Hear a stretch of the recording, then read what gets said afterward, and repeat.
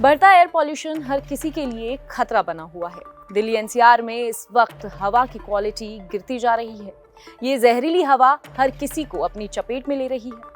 लोगों को आंखों में जलन, गले में इन्फेक्शन, सांस लेने में परेशानी, कोल्ड और कफ जैसी परेशानियां हो रही हैं। अब ऐसे में सवाल ये है कि कैसे इससे खुद का और अपने परिवार का आप बचाव कर सकते हैं।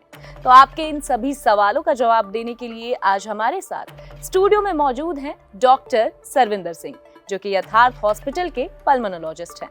सर, बहुत स्वागत है आपका इंडिया टीवी पर। मेरी तरफ से इंडिया टीवी के सभी दर्शकों को फेस्टिवल सीजन की और दिवाली की बहुत बहुत शुभकामनाएं। सर, एक तो बहुत बहुत शुक्रिया कि आपने अपना समय निकाला और आप यहाँ पर आए, क्योंकि जैसे जैसे पॉल्यूशन बढ़ रहा है वैसे वैसे आपका काम भी बढ़ ही रहा है। एयर पॉल्यूशन धीरे धीरे बढ़ता जा रहा है। वहीं जो इन ह्यूमन बॉडी है, एक हेल्दी ह्यूमन जिसको ऑलरेडी किसी तरीके की परेशानी नहीं है, वो अगर इस जहरीली की हवा की चपेट में आ रहे हैं तो उनकी बॉडी पर हमें किस तरीके के जो इफेक्ट्स हैं वो देखने को मिल रहे हैं। देखिए, पोल्यूशन के जो इफेक्ट ह्यूमन बॉडी पे आते हैं उसको मैं दो टाइप में क्लासीफाई करूंगा। एक तो इमीडिएट कॉजेज और एक लॉन्ग टर्म कॉजेज।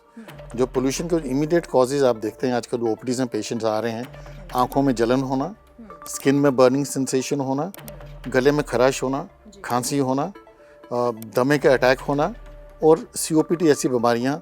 ये बीमारियाँ जो कि इमीडिएट कॉजेज होती हैं, जो बीमारी इमीडिएट पोल्यूशन के कारण होती हैं।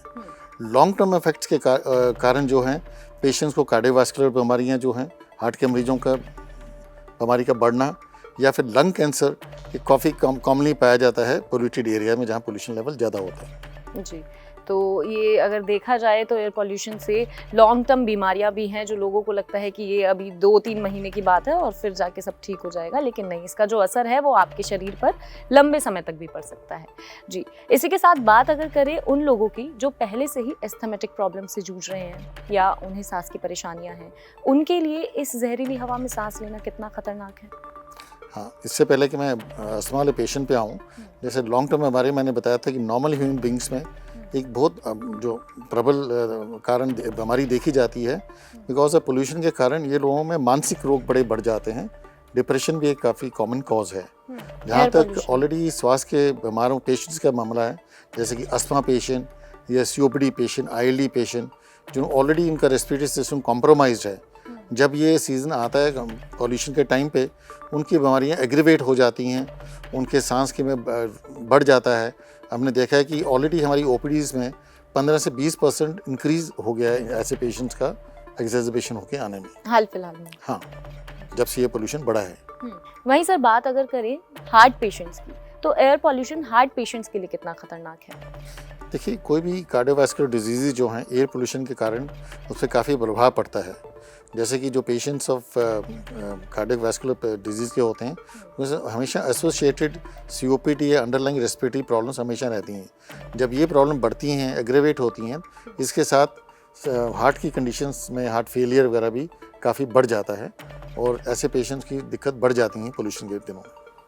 जी, वहीं कुछ लोगों को इस बात को भी लेकर मिथ रहता है कि जब हमें हमारे गले में कोई इरिटेशन है तो गुड़ खा लेना चाहिए या गर्म पानी पी लेना चाहिए। तो ये मिथ है या नहीं, ये तो खैर आप ही बताएंगे। तो लोग डॉक्टर के पास जाने से पहले होम रेमेडीज़ करना शुरू कर देते हैं। तो आपके नज़रिए में ये होम रेमेडीज़ जो हैं वो कारगर हैं, और हैं तो किस तरीके से इन्हें आजमाना चाहिए? देखिए, होम रेमेडीज़ के बारे में मैं कोई एक्सपर्ट राइट तो नहीं दे सकता हूँ, पर जो भी लिटरेचर में दिया गया है, गुड़ एक सूदिंग इफेक्ट देता है गले में। It is supposed to be having anti inflammatory roles, और ये गले की इन्फ्लेमेशन को थोड़ा दबाता है, इम्यूनिटी को बढ़ाता है। इसके कारण ये सब देख के लोग गुड़ का इस्तेमाल करते हैं। और ये आपने बिल्कुल सही बोला है, ऐसे केसेस में सबके सब लोग होम रेमेडीज़ करते हैं। एडवाइस ये दी जाती है कि आफ्टर होम रेमेडीज़ अगर आपको फिर भी ये बीमारी चल रही है, खांसी चल रही है, तो ये टाइम है कि आप जाके प्रॉपर मेडिकल एडवाइस लीजिए, अपने फिजिशियन जाके मिलिए। जी, अगर फर्स्ट एड की बात करें तो आप हॉस्पिटल में जो भी एयर पॉल्यूशन से पीड़ित जो लोग हैं, जो इससे ग्रसित हो चुके हैं, जो जहरीली हवा जो है उनके शरीर में घुल चुकी है, तो आप फर्स्ट एड क्या देते हैं ऐसे में? देखिए, फर्स्ट एड जहाँ तक है, जब भी पेशेंट हमारे पास आते हैं अस्थमा, एक्यूट ब्रोंकाइटिस या सिम्टम लेके आते हैं, या फिर पुराने अस्थमा पेशेंट एग्रेवेट होके आते हैं, ऐसे पेशेंट्स को हम सबसे पहले राय तो ये देते हैं कि वो प्रदूषण से बचें, आउटडोर प्रदूषण से बचें।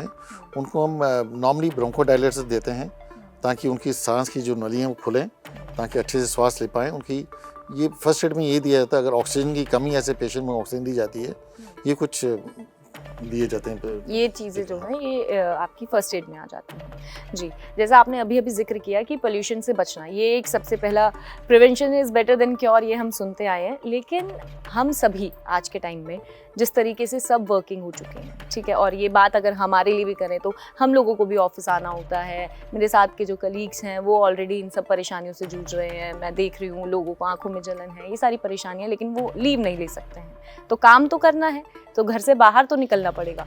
तो कैसे बचाव किया जा सकता है कि अगर बचा जाए, कि बचाव अपनी तरफ से करा जाए, तो क्या हम ऐसे मेजर यूज़ कर सकते हैं कि हम बच सकें? देखिए, प्रदूषण से बचने के लिए जो कुछ उपाय जो हम लोग बताते हैं वो है कि पहले तो आउटडोर एक्सपोजर से बचें, स्पेशली जब AQI वैल्यू बहुत ज़्यादा बढ़ जाए तभी निकलें जब ज़रूरत हो। जैसे आपने बोला कि कामगार लोगों को निकलना ज़रूरी है, जब भी निकलें तो एडवाइस किया जाता है कि मास्क का यूज़ करें। जब भी आपका AQI हाई होता है, मास्क का इस्तेमाल करें। Take healthy food, keep well hydrated, अच्छे से खाना वाना खाएं, इम्यूनिटी को बढ़ाएं।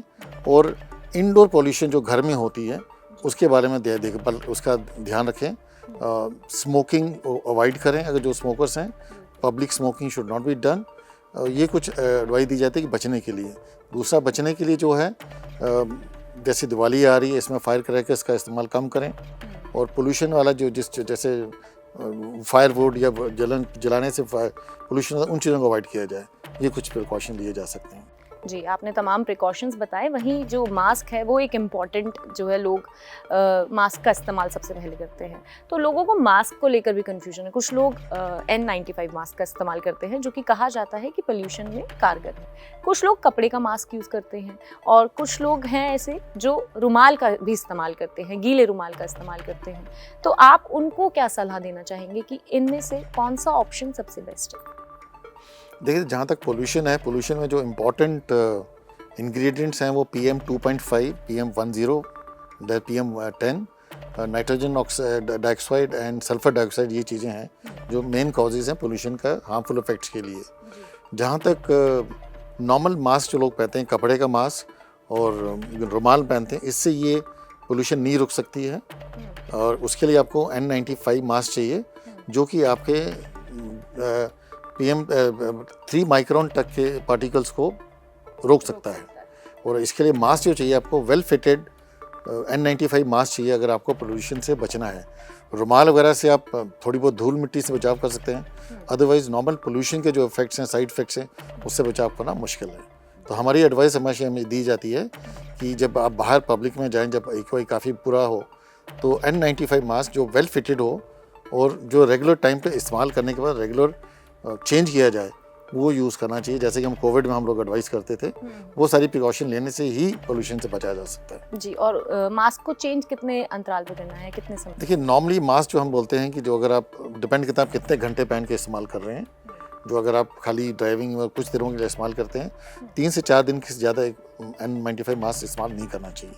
ये हमारी राय दी जाती है नॉर्मली। दरख्वास्त करूंगी दर्शकों से कि आप जो घर से बाहर निकलें, क्योंकि हवा जो है वो खराब हो चुकी है, तो N95 मास्क का इस्तेमाल करके ही निकलें।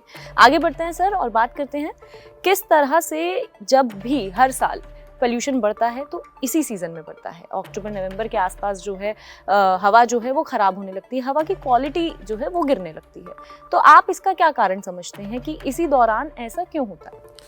देखिए, ये जो फेस्टिवल सीज़न शुरू होता है उसके साथ थोड़ा ठंड शुरू हो जाती है, और इस टाइम पे हमेशा एयर क्वालिटी काफ़ी पुअर हो जाती है। इसमें जो इम्पोर्टेंट कॉजेज़ जो हैं वो हैं, जैसे फेस्टिवल सीज़न के दौरान लोगों को आना जाना बढ़ जाता है, व्हीकुलर पोल्यूशन बढ़ जाती है, ट्रैफिक जाम्स चलते हैं, इसके कारण काफ़ी मूवमेंट के कारण एक तो ये कारण होता है। दूसरा, जब हवा, इस सीज़न में हवा थोड़ी कम चलती है और जब ठंडी होती है तो एयर पॉल्यूटेंट्स जो हैं ज़मीन की सतह पे आ जाते हैं, जिसके कारण ये स्मॉग फॉर्मेशन होती है। इसलिए आपको धुंधलापन दिखता है, जिसको कि हम एयर पोल्यूशन कहते हैं, स्मॉग आ जाती है। और उसके साथ यही वो सीज़न है जब दिल्ली एनसीआर के आसपास के जो हमारे राज्य हैं, जो कि कृषि का जिसमें काफ़ी है रोल, वहाँ पे इस टाइम पे स्टबल बर्निंग या पराली जलाने का काम शुरू होता है। जैसे हरियाणा, यूपी, राजस्थान, पंजाब, इन एरिया में जब पराली जलता है तो उसके कारण भी प्रदूषण दिल्ली एनसीआर में आता है। यही कुछ कारण है कि इस सीज़न में आपको हमेशा जो AQI काफ़ी बढ़ जाती है, काफ़ी ख़राब हो जाती है। जैसे आपने देखा होगा कल जैसे AQI 370 से ऊपर आ गई है, और उसके लिए वेरियस प्रिकॉशंस लेना शुरू कर देंगे गवर्नमेंट ने। ये हैं जो कॉजेज़ हैं कॉमन इसके लिए होती हैं। वहीं बात करते हैं छोटे बच्चों की। 5 साल से कम उम्र के जो बच्चे हैं, उनको कैसे इस प्रदूषण से हम बचा सकते हैं, माताएं जो हैं वो बचा सकती हैं, क्योंकि बच्चों को स्कूल भी जाना है, ट्यूशन भी जाना है, खेलने भी जाना है, तो कैसे, क्योंकि घर के अंदर उन्हें रखा नहीं जा सकता, तो कैसे आप जो सजेशन देंगे तो वो क्या देंगे? देखिए, सबसे पहले तो ये जानना बड़ा ज़रूरी है कि पोल्यूशन का इफेक्ट जो है बच्चों और बुजुर्गों पे सबसे ज़्यादा होता है। बच्चों पे इसलिए ज़्यादा होता है क्योंकि उनकी लंग की डेवलपमेंट और ब्रेन की डेवलपमेंट अभी पूरी नहीं होती है। तो जब ये बच्चे जब ऐसे लंग एक्सपोज होते हैं पोल्यूशन से, तो उसमें डेवलपमेंटल इफेक्ट्स उसमें आते हैं, उनकी इम्यूनिटी कम होती है। उनमें ऐसे पेशेंट्स में अस्थमा, बार बार लंग इन्फेक्शन देखी जाती है। तो इन बच्चों को एहतियात रखना बहुत ज़रूरी है। ऐसे जैसे बोल रहे हैं, बच्चों को रोकना बाहर बहुत मुश्किल है, मगर जब भी अगर आपको लगता है बच्चों को स्कूल जाना है या बाहर जाना है, तो उनको मास्क पहनाना चाहिए। बच्चों के लिए इंडोर पॉल्यूशन का ध्यान रखना बहुत ज़रूरी है। जैसे घर के अंदर या कार के अंदर कोई स्मोकिंग ना करे, पोल्यूशन ना हो।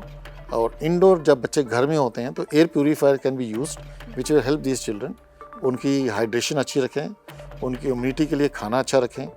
ये जो चीज़ें हैं जो नॉर्मल प्रिकॉशन लिए जा सकते हैं। आपने एयर प्यूरीफायर का जिक्र किया है, तो एयर प्यूरीफायर कितना कारगर है और किस तरह से इसका इस्तेमाल करना चाहिए? देखिए, एयर प्यूरीफायर जो है काफ़ी किस्म के एयर प्यूरीफायर मार्केट में है। एक अच्छी क्वालिटी का प्यूरीफायर जिसमें HEPA फिल्टर साथ में हो, और वो जो है आपके कमरे के साइज़ के अनुकूल होना चाहिए, ना कि बड़े कमरे में छोटा प्यूरीफायर लगा के कोई फ़ायदा नहीं है। और ये प्यूरीफायर उसी टाइम काम करे जब आपके कमरा बंद हो, खिड़कियाँ बंद हो और आप अंदर हों। और आप पूरा दिन तो बच्चे अंदर रह नहीं सकते, तो कम से कम रात के सोने के तब जब रहते हैं उस टाइम ये देने से काफ़ी फ़र्क पड़ता है, उससे बच्चों को बचाया जा सकता है। स्पेशली छोटे बच्चे जो घर में रहते हैं उनके लिए प्यूरीफायर काफ़ी कारगर साबित होता है। तो बुजुर्गों के लिए और बच्चों के लिए, दोनों के लिए ही जो एयर पॉल्यूशन है वो और ज़्यादा खतरा बनकर सामने आया है। जी, वही बात करते हैं वॉक की। तो अक्सर जो लोग हैं वो या तो मॉर्निंग वॉक करते हैं या आफ्टर सनसेट इवनिंग वॉक करते हैं, जिन्हें हेल्दी रहना है। लेकिन ऐसा सुना जाता है कि एयर पॉल्यूशन के दौरान सूरज निकलने से पहले या फिर सूरज ढलने के बाद वॉक नहीं करना चाहिए, तो इस बात में कितना सच है? वॉक का सवाल है, वो सब जानते हैं कि अर्ली मॉर्निंग वॉक बहुत अच्छी होती है सेहत के लिए जी। मगर इस सीज़न जब AQI बढ़ जाता है, ये देखा कि अर्ली मॉर्निंग और लेट इवनिंग में AQI काफ़ी हाई रहता है। इसलिए एडवाइस ये दी जाती है कि इस दौरान जब AQI लेवल सीवियर और वेरी सीवियर हो, उस time early morning walk avoid करनी चाहिए और लेट इवनिंग वॉक भी अवॉइड करनी चाहिए। इन दोनों टाइम पे अगर आप देखेंगे AQI चार्ट्स में, तो मैक्सिमम पॉल्यूशन लेवल होता है। तो it's not recommended to do early morning walks during high pollution time. जी, इसी के साथ सर, बर्निंग आइज, ये जो है ये सबसे कॉमन प्रॉब्लम है जो हर किसी इंसान में अब आज के दौर में फिलहाल देखी जा रही है। कारण जहरीली हवा। तो बर्निंग आइज के लिए क्या कुछ किया जा सकता है? देखिए, बर्निंग आइज जो है इस टाइम पे सबसे ज़्यादा कॉमन प्रॉब्लम आ रही है। इसके प्रिकॉशन लेने के लिए जो है प्रोटेक्टिव सन ग्लासेस पहने जाने चाहिए। स्पेशली जो 2 व्हीलर ड्राइवर्स हैं उनको यूज़ करना चाहिए। आँख पे जलन होने पे या पानी बहने पे lubricant eye drops, methyl cellulose eye drops जो हैं उसका नियमित यूज़ होना चाहिए। कोल्ड कंप्रेसेस यानी कि ठंडे कपड़े का आँखों को कोल्ड कंप्रेसेस देने चाहिए। और अगर फिर भी इससे ठीक नहीं होता है और आँख में जलन और लाली छाती है, तो उस टाइम अपने डॉक्टर से ज़रूर मिलें ताकि फर्दर एडवाइस ली जा सके। जी, बहुत बहुत शुक्रिया सर तमाम जानकारी के लिए। तो ये थे हमारे साथ डॉक्टर सरविंदर सिंह, जिनसे हमने एयर पॉल्यूशन से जुड़ी तमाम बातें जानी और ये भी जाना कि कैसे हम अपना ख्याल रख सकते हैं और बचाव कर सकते हैं। फिलहाल के लिए इतना ही। अगली मुलाकात आपसे होगी हेल्थ DNA के अगले एपिसोड में। आप देखते रहिए इंडिया TV।